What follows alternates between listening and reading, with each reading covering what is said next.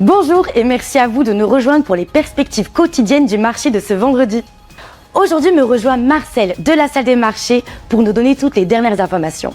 Marcel. Les ETF Bitcoin Spot ont enregistré des entrées nettes de 205 millions de dollars en juillet, un niveau historiquement bas. Cela fait suite à des sorties significatives de 2,43 milliards de dollars en mai et de 4,52 milliards de dollars en juin. Le président de la Federal Reserve, Kevin Warsh, a suggéré un éventuel changement dans la façon dont la Banque centrale américaine évalue l'inflation lors de sa conférence de presse mercredi. Cela a soulevé des inquiétudes parmi les investisseurs quant au calendrier des futures décisions sur les taux suite à la décision de maintenir le taux directeur inchangé. L'inflation allemande devrait grimper en juillet, les économistes anticipant une hausse à 2,7% contre 2,3% en juin. La hausse des prix du pétrole et la fin d'une réduction fiscale sur les carburants font grimper les coûts, la Bavière signalant des prix des carburants supérieurs de plus de 20% sur un an. L'action NIO a gagné 1,6% lors de la dernière session. L'indicateur MACD donne un signal haussier, ce qui correspond à notre analyse technique globale. La paire euro-dollar a connu une correction baissière lors de la dernière session,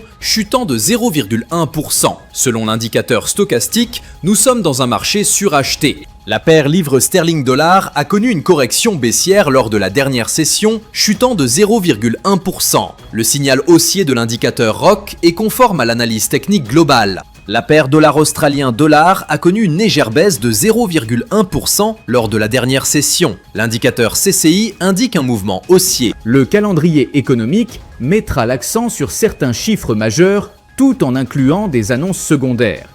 Toutes peuvent peser sur les tendances. Ces indicateurs peuvent agir comme catalyseurs.